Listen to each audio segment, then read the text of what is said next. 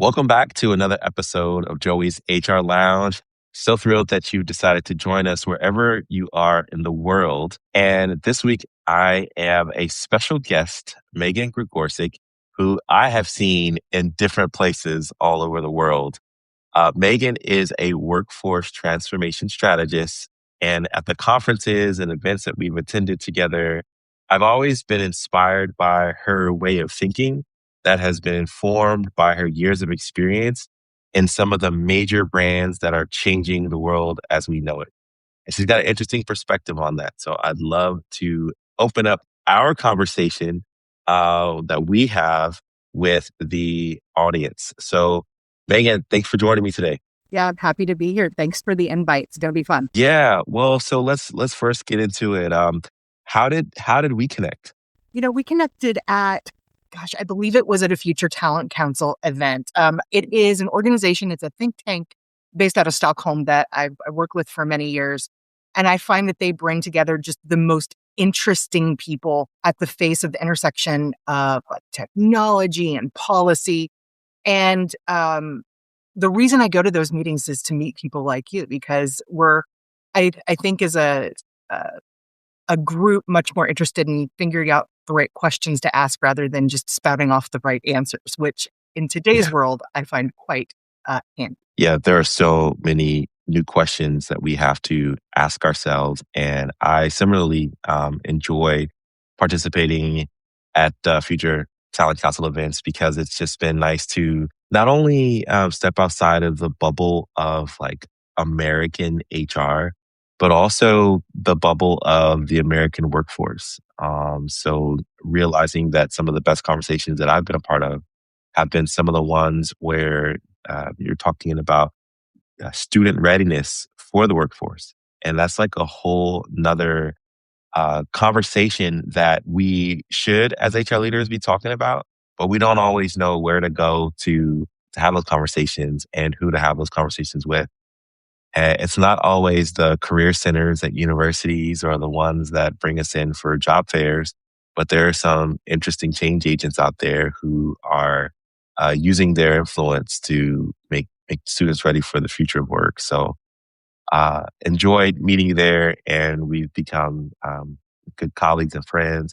Let me ask you a first question to kick things off. If you had to describe the current state of HR in one sentence, what would it be? I'm going to make up a word. It's wizardization.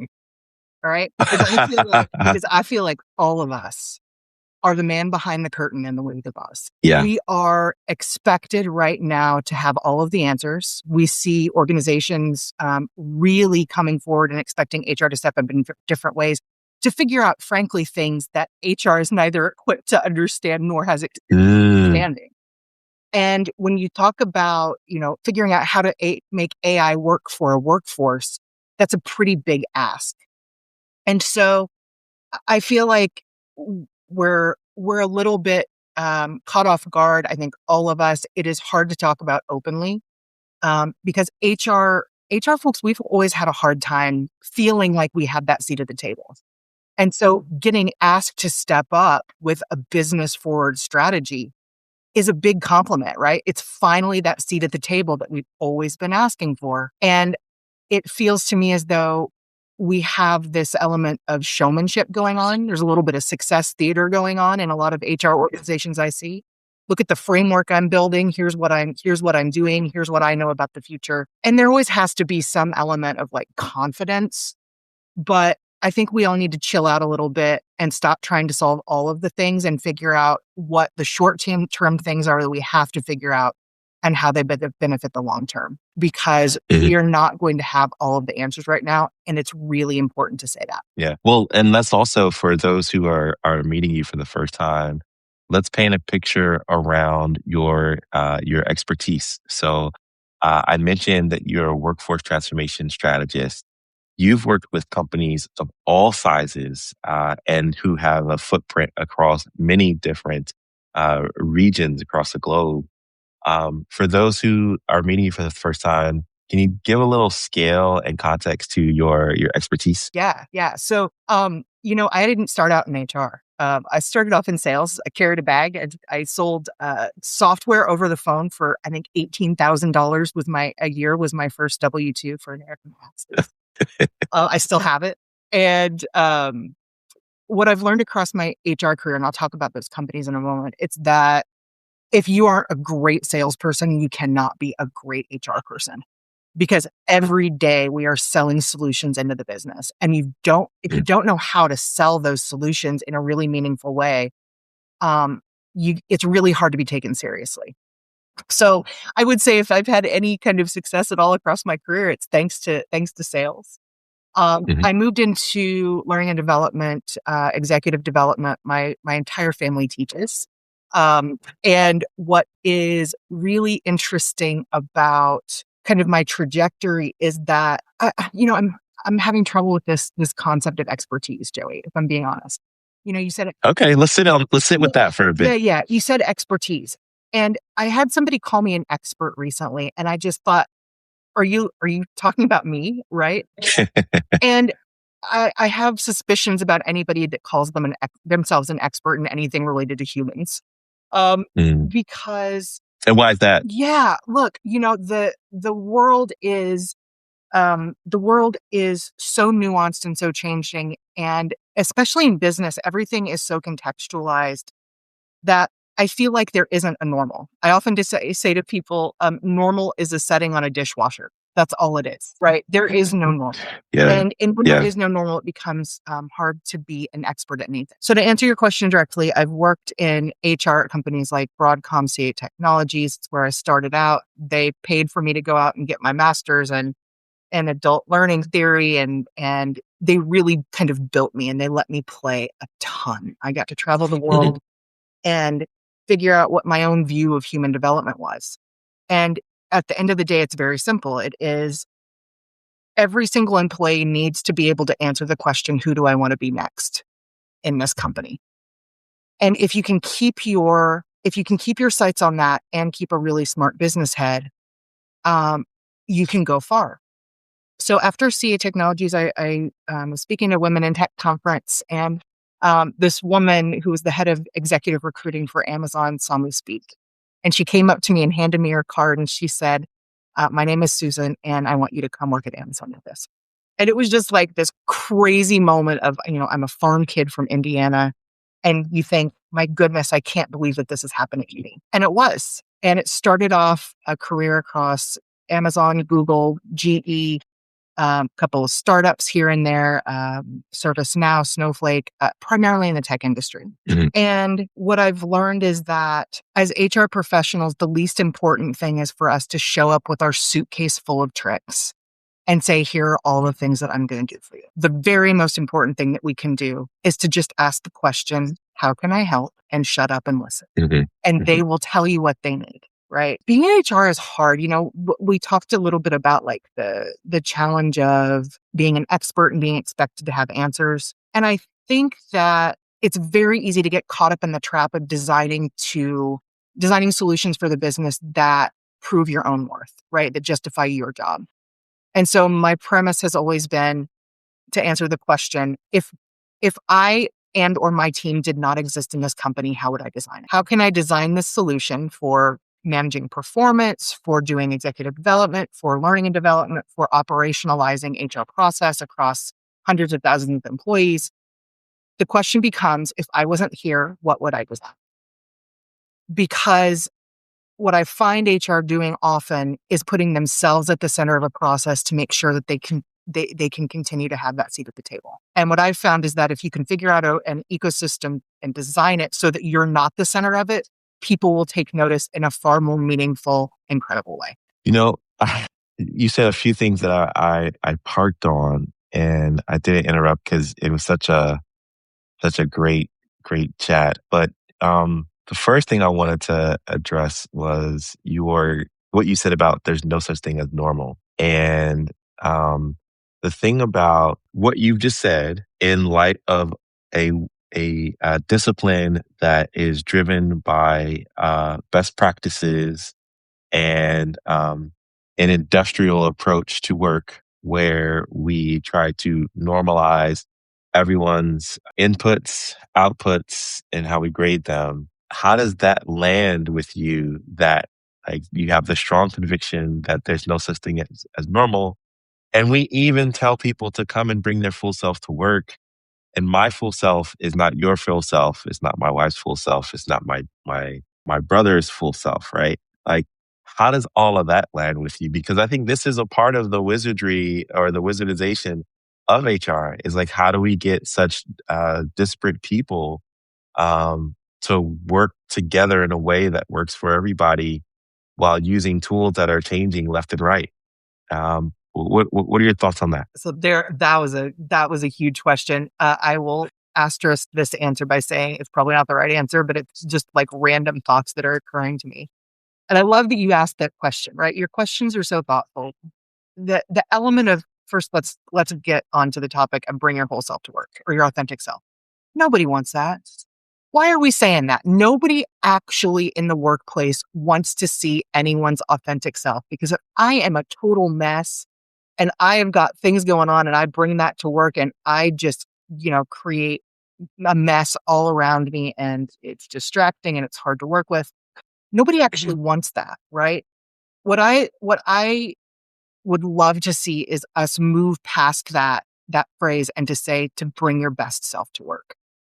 That doesn't mean a false self.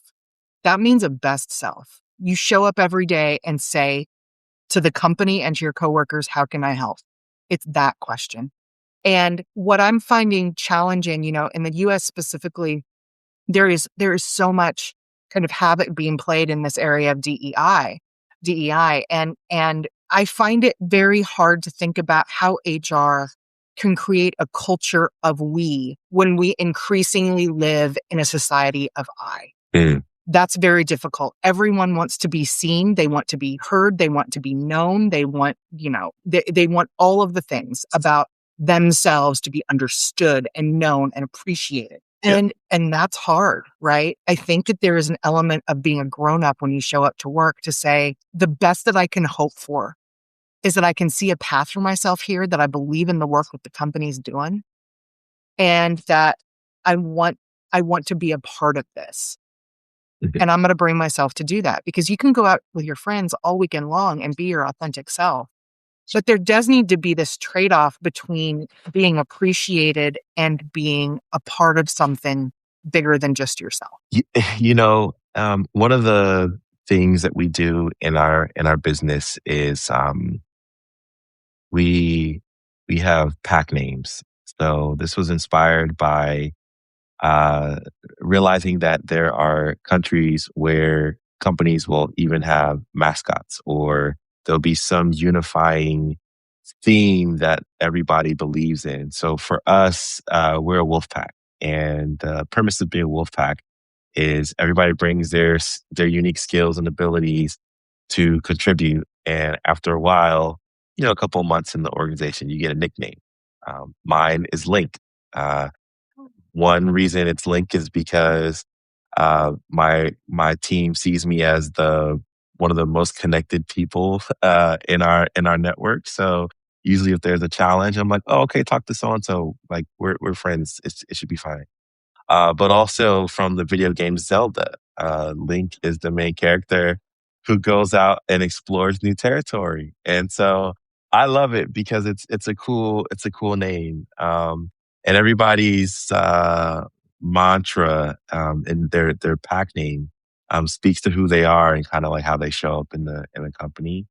Um, and I love what you said. Even though you said this may not be the right thing, and it's okay for us to express ideas. We're in the lounge. This isn't, a keynote. It's not a lecture. It's us chatting, professional to professional, in a safe space. And I was like, yeah, you know, do is it the right thing for companies to expect you to fit in the box? Or is it the right thing for companies to expect you to bring your box in a meaningful way that moves the business forward? And again, I don't know we're not here to discuss the right answer to that, but I just thought it was worthwhile to share for this conversation. All right. So first of all, love that link.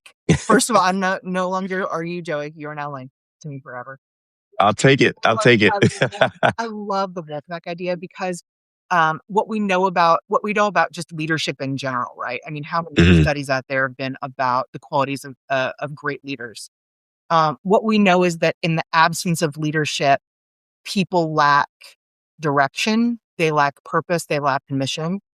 I don't love attaching to one person though, right? I do love the idea of attaching to a community. And that's what you're talking about, right? mhm, mhm. In terms of, what box you bring. So first of all, I heard there was a CEO that I worked for once, and an employee said, we have to start thinking outside of the box on this challenge. And he just kind of sat back and he had the coolest look on his face. And he goes, it's always so interesting when I hear people say, think outside of the box, because there is no box. There is no box. The box is an invisible box that you have drawn in your head. It doesn't Mhm, exist. And mhm. so, you ask the question, do employees show up with their box and walk in, right? With their box of self? Or does the company show up with this box of collective? The ideal is that we can figure out a way where people can want to walk into the box of the room with their box of stuff and say, man, I feel at home here. Yeah. I feel like I'm a part of something. I feel like I matter. And Yep. and at the end of the day, just as humans, let's not even talk about like HR. If somebody gets up in the morning and says to themselves, I matter to them in some capacity, it doesn't have to be, foo-foo. I matter to them. Mhm. They will keep coming back. Yeah. And that's what the heart of HR is. It's super interesting. Even the term HR, human resources. I mean, it's such an industrial term, right? It's kind of dreadful. Like where did we come up with that? It should be the HA team, human activation team. I don't know. Mhm. Um, What do you think about people operations? Uh, hey, there we go.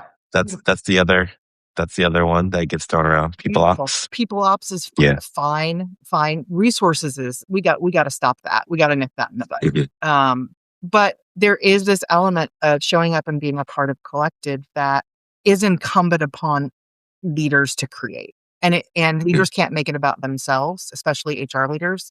Again, what I always ask leaders to do is to ask them the question, what would you do to solve this if you weren't here? And once you start to solve for the collective, you get a lot farther than you do for idol worship. yeah.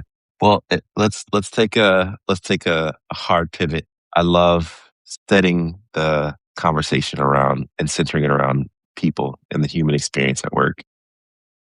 I'd be remiss if we didn't talk about the two-letter acronym that is permeating every organization right now. That's AI. Don't do it, Joey. Don't You thought I was going to say HR, but it's it's Don't do AI. it. I know. But If you combine HR and AI, it's hair. That's dreadful, isn't it? I mean, we have to come up with a better acronym than this. We have human artificial intelligence resources. Ooh, I hadn't put it together. I hadn't put the terms together like that. It's wild you say that because I was reading a really interesting research study the other day talking about, the role of the manager in Mm, organizations now and how is that going to change. And so what a lot of tech companies are doing, I'm actually working with a Fortune 50 company right now on mhm, figuring out how to redefine the job requirements and expectations, competencies of a manager to not be a manager of people, but to now be a manager of agents. mhm, So what does that look like? It's different than a project manager, right? It's different than either a project manager or a people manager. It really is all about how are you going to organize work as this manager of agents. mhm. And even that concept, that's wild to me. I'm still trying to get my head around it because we have a lot of amazing humans in the world. And the question becomes, what are we going to do with all of it? We got to figure that out. Yeah, we do because you know there will only be more humans, and there will only be more moving in of new humans to the workforce and retiring of humans out of the workforce. So this challenge is always going to be something we need to solve with new with new rigor and new thought. And in this era of work, the conversation it's about AI. And do you see real transformation, real positive transformation happening? Where do you draw the line between transformation that's good and experimentation that could also be happening, and we flag that as transformation? All right. So What are your thoughts? I love that question. One is the first thing that came to mind is what is that? What is the creed for doctors? It's like essentially first do no harm. What is Oh, yeah. Well, so yeah, in first aid, there's like the Good Samaritan yeah. Act. Yeah. But yeah, the do no harm. Yeah. Yes. So first of all, I feel like companies need to start putting into place policies that they actually publicize and follow Hmm. around the employee experience, right? Here, what is our pact? Our pact with employees to say, here's how we will use HR and here's how we will not use HR. Here are our Hmm. principles. Here's what we believe in. I'm not You mean AI? AI. Here's how will you? So Yeah, yeah, sorry. yeah, So sorry. Yeah. yeah. How All good. All here good. are the things that we will use AI for. I'm sorry. Here are the things that we will use AI for. And Yeah. here are the things that we promise you we will not use AI for. Mhm. Those kinds of policies are needed. People are terrified. They get up every morning, wonder if they're going to get some random wacky email at 5 a.m. letting them know that their job has been eliminated and to open, their web browser at 9 a.m. to join a group conference call for all of those that have lost their jobs. Like it's dreadful. Mhm. Mhm. So it's dreadful right now. It's hard, especially in tech. And so, um, first we need to do what we can to ease fear internally. I don't know that we're doing enough on that front to give people the level of stability to say, we are thinking about this and we've got you. We will act in your best interest as much as we can, according to business.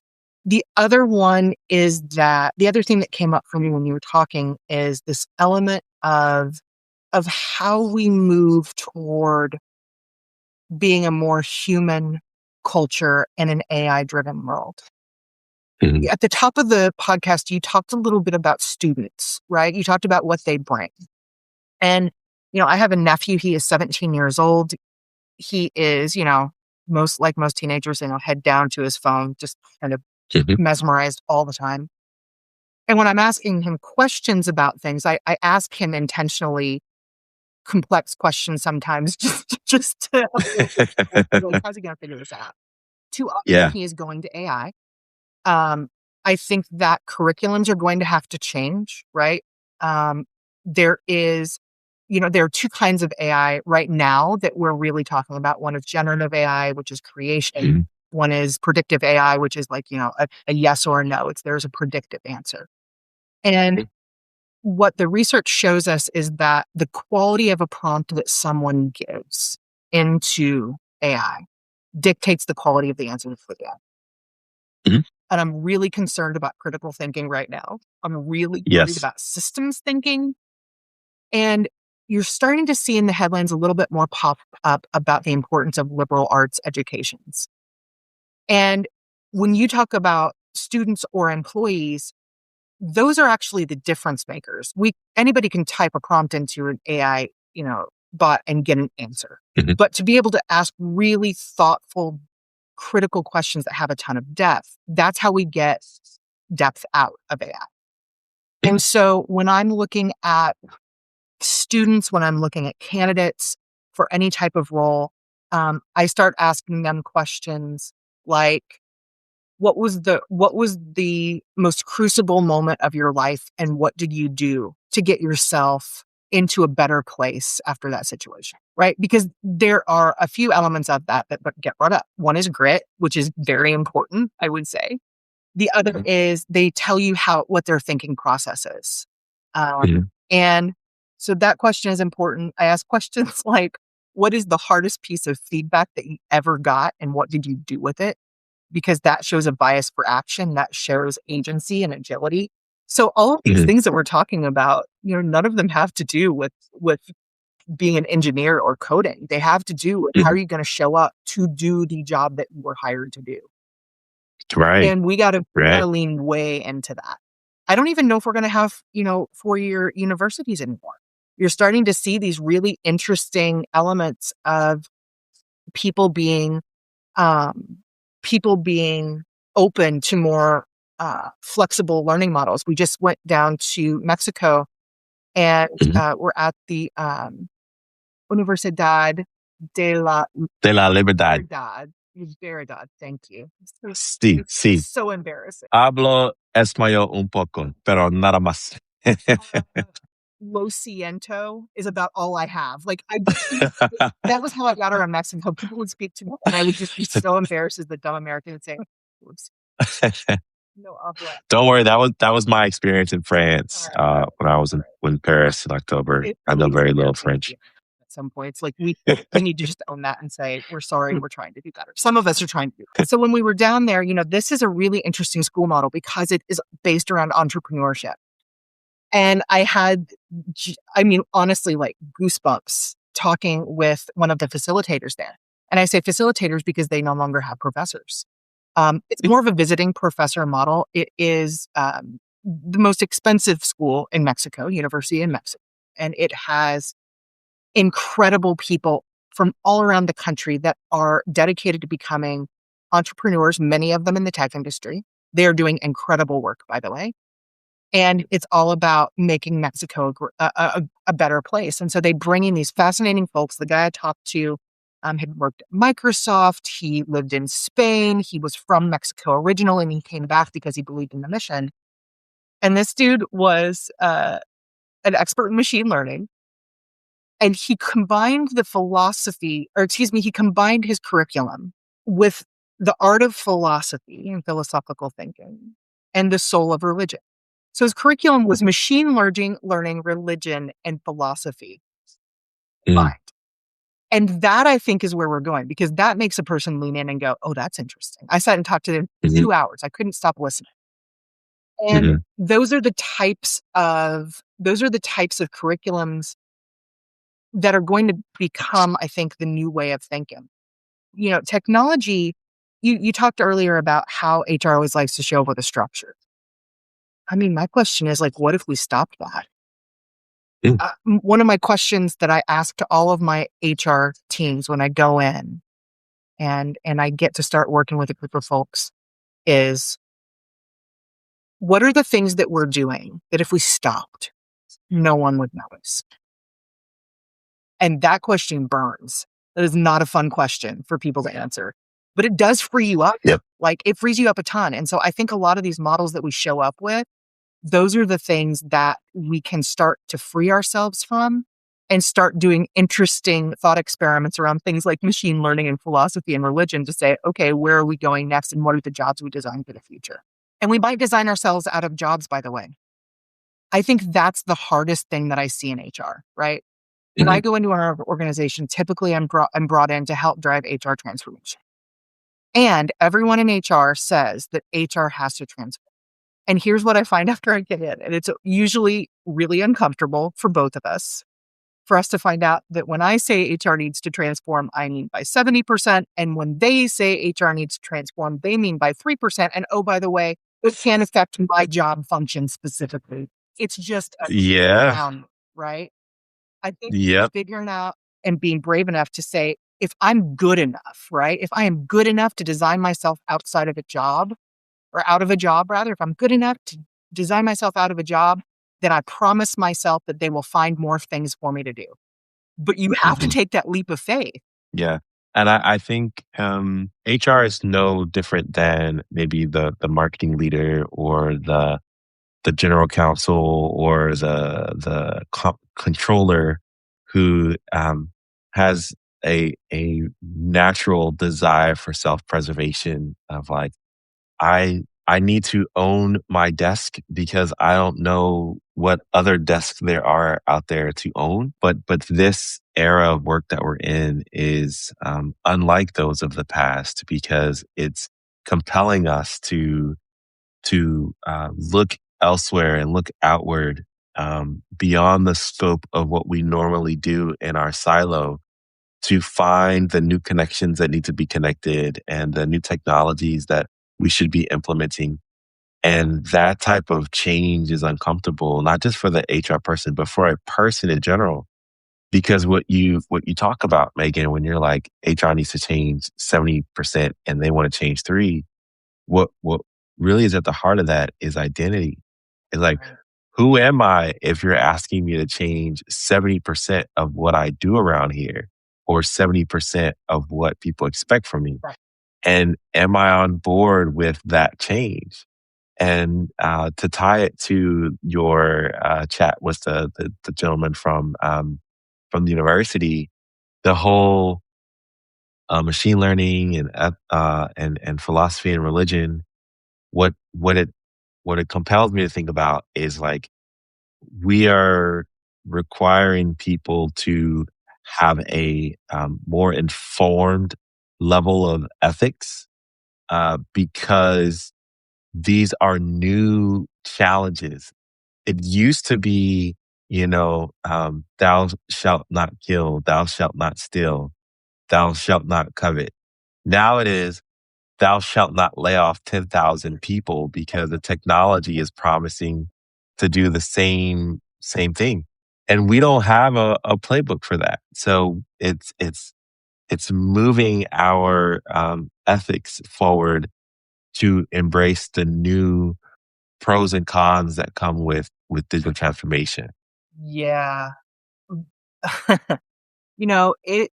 It's interesting living out here and in the valley. I'm literally looking out of my window at Silicon Valley right now, just thinking, Mhm, man, we've got a lot of responsibility here. mhm, And there was an article published a couple of months ago, and the premise essentially was that the only people saying that the AI is going to transform the world in great ways are the people who are going to financially benefit. Those are the people. Those are the people singing the praises of the future of AI. And I've got some real big questions about what AI can actually do versus what it is purported to do. I don't think that it's going to replace humans nearly as quickly. Um, Certainly not at a societal scale, as they're saying, only because the question becomes if people don't have work, if we're talking about specifically in the United States, what does that mean for our societal infrastructure? A lot of the Norwegian countries have a lot of this figured out, right? They have good social mhm. structures in place. None of that exists here because we serve the capitalistic wars. Like that. That's who. Do you think it's too late for us? Nah, I don't think so. But I think it's going to take like a real reckoning and a real pushback by people. Um, there's a saying by a former politician, let's get in some good trouble, right? Yep. And I, John Lewis. Yep. yep, John Lewis. And if I mean, we need to all really bring that on board and say we do have rights as Hmm. citizens. I grew up in Indiana in a rather poor area. I was just there visiting family, and one of the things happening there is that you've got companies coming in, buying up all of this land for data centers. Mm, And the politicians are not stopping them because they are a quote, business friendly state. And mhm. what is very quickly going to happen is that all of the farmland is going to be covered up with data centers. Is that really the world that we want to live in, right? Is there not some oversight and responsibility of the government at some level to say, we do have a responsibility for creating a great country to live in, right? What we're surrounded by in terms of toxins, what we're surrounded by in terms of the availability of work. I don't think it's too late, but in the U.S. specifically, we do have a group of billionaires that are pulling a lot of strings right now, and the implications that HR people have because of those decisions are big. There's no HR leader out there that wants to send out a text at 5 a.m. saying your job's been eliminated, don't come in today. Nobody wants that. But Right. until we start standing up and saying people deserve better, not much is going to happen. It's the whole like return to office thing. This one really gets me. I think you and I might have talked about this in Mexico, like because I'm here and I'm seeing traffic's getting worse. It is not uncommon at all for people to have a 2-hour commute each way. Yeah, especially if you're getting around the Bay, Getting around the Bay. Oakland to Menlo Park. That's right. Oakland to Yeah. Menlo Park. It is brutal. And the return to office really was driven not by, business leaders and HR leaders still are talking about how, teamwork makes the dream work. But let's be honest, what actually is making return to office happen is that the banks are calling in to those business leaders and CEOs saying, if you don't get people back in these buildings, everything's going to go. I'm trying to think of a PC term here. Things are. We get it. Yeah. Yeah. So Yeah. A lot of it goes to your capitalist point of if rents aren't paid and there are defaults, we might see what we had with the automotive bailouts. And if for those who are reading, the financial newspapers, we're hearing about, funds being invested into banks to cover defaults. Intermittently, I think there have been a few over the past couple of months um, because of auto defaults, credit card defaults, mortgage defaults. So yeah, there are systems and checks and balances that exist, and return to office falls in the crosshairs for what you're saying. So yeah, go ahead. Yeah. So, there was it's been a few years back now, but there was a guy named Cory Doctorow that came up with this term called enshittification. Have you heard that? No. All right. It's so good, right? So enshittification is the deliberate, gradual degradation of platforms and services as they prioritize profit maximization over user experience. All right. So basically what it is, it's like 3 stages. So you attract the users, i.e. candidate attraction. Let's bring this back to the HR world because he was talking about tech, but I think that there's a lot here that applies to HR. So you attract the users with a good service, i.e. a promise of a great, employment brand, employee contract. And then you start in the second phase, abusing users to benefit business customers, right? So it's like, well, employees are important, but also this is a business. And that is true, right? The third phase of enshittification, though, as he defined it for tech, is that you start exploiting business customers to keep all the value for the platform. So it feels to me as though HR has like a moral standard here. And there are going to have to be HR leaders, let me be very clear, that look at the CEO and go, I'm not in.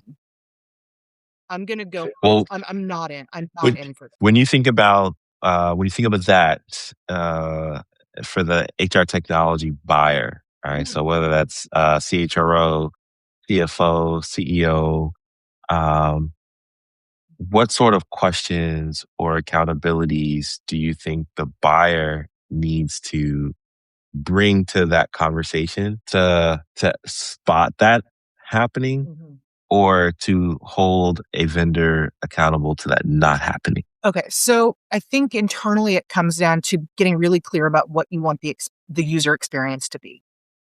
Okay. And that's hard to do, especially when you're talking about multi-billion-dollar corporations who have contracts with other companies, right? So very often you'll have, I'll install your technology if you install my technology. That happens all the time. And HR leaders often get stuck with suboptimal technology because, the CEOs went out for a beer and all of a sudden you got to install their technology. So that isn't great. Okay. But I do feel like internally before you go to look at vendors, you need to get clear about what you will accept from a user experience standpoint and what you won't. And that's where the what you won't part is the important part. Because when you go out to assess vendors, being really clear about what you don't want for your users is actually almost more important than what you do, if that makes sense. Yeah, no, I agree. Yeah, I agree wholeheartedly. Yeah. Yeah, and the HR tech space it's always been a land of promises, right? In the next rev, you're gonna get this, and 2 releases down the road, it's coming, we promise. And sometimes it does, and sometimes it doesn't. So you better make sure that your user experience is at least met with some degree of solve with what the technology can do today, because those promises often do not come quickly enough. Well, I think that's a good segue into this final question I want to ask you, because we're talking about the tools of today, but what we're really getting at is the HR leader who is future focused. So if you were advising an HR leader that wants to be relevant, let's say 5 years from now, what capabilities do you think, in addition to what we've unpacked today with respect to evaluating tech, understanding the influences of capitalism, realizing your team and whether people are bringing their full selves or fitting within the box, what capabilities should HR professionals be hardwiring into themselves today to have continued confidence and success in their ability for tomorrow? Whew. My goodness, how do you predict the capabilities of the future when you don't know what the future is going to be? And I suppose the world always Yeah. has been that way a bit. This idea of adaptability, and being able to pivot and identify multiple solutions and to be willing to pull the plug when things are not working is so important. Mhm. An example of that I'm seeing right now, and I want to preface this by saying I don't have the right answer, right? But I Okay. also know that we're not headed in a great direction to this, all right? Okay. So back in the day, there were things like the Korn Ferry competency model, right? And an organization can go down a path with that. It can be very helpful. Used to a certain degree, though, it can become an organization's worst nightmare because you are constantly in this state of updating the taxonomies. Like, it gets really complex. And what we found over decades is that it really didn't do that much for us. What I'm hearing folks talk about now, as though it's this silver bullet that nobody's ever thought of before, are skills taxonomies. Mhm. And I look at that and I'm like, what is everybody else seeing that I'm not seeing? It's the same problem. It's literally the same problem. We are just coming in with a different word. Skills are not new, by the way. We're just coming in with a different word and trying to insert another taxonomy to show that HR has the right framework, right? So it's not that I have the right answer, but being intellectually honest with ourselves about HR Mhm. practitioners, about things that are going to help the business move forward and the things that aren't, is probably the biggest. It's the hardest thing to do, and it's the most important thing to do. Mhm. Because once we get clear about the things that we have been doing that are performative, we are free to become somebody new collectively. So one of the elements that I really struggle with, and I don't have the right way forward as a quote best practice. I mean, come on, best practice doesn't exist. That's not a thing. Uh, Context is too important now. Mhm. When you talk about learning programs for employees, look, I've been in this business for 20 years. It used to be that I stood on a stage and bestowed knowledge to people. That's how they got their quote, their education, right? Those days are gone, man. Like, done. It's Yeah. over. Because first of all, you have to think about the content being applicable to the lowest common denominator in the room and the highest common denominator in the room. Mhm. And the other thing is that the world has just changed.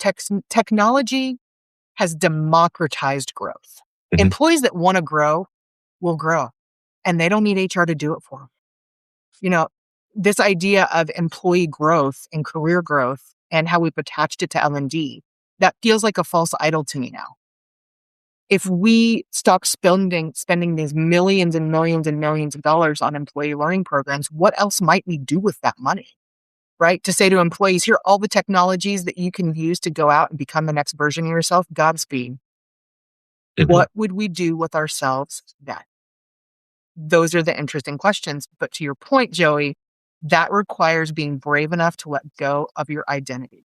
That I am the HR person and I know what to do. Somebody told me the other day that HR was like the spleen of the company. The spleen, Joey. Spleen. And I was like, I don't even know what the spleen does. That's like the least sexiest body part. For sure. Like rivaled only by maybe the gallbladder. Not Right. sexy. Yeah. And they Right. were like, look, everything, all of, the old saying, and I'm, pardon my language, HR people that are very compliance driven, rolls downhill. Like bad things roll downhill. And what this person said to me was the spleen plays a role in just figuring out what to do with all the bad stuff. And that's what HR is tasked with. It's not a Yeah. good place to be. So at one point, we are the spleen of the company figuring out how to filter out all of this bad stuff and these toxins. And at the same point, we are supposed to be the great hope of the company, building future leaders and becoming a great culture. And You want to know the scary part? being both of those things at once is so hard. Tell me, what's the scary part? So, of course, I had to Google what does the spleen do? And it says, while important, the spleen is not essential for survival. Stop. If removed due to damage or disease, other organs like the liver can take over many of its functions, though the risk of infection increases. Joey.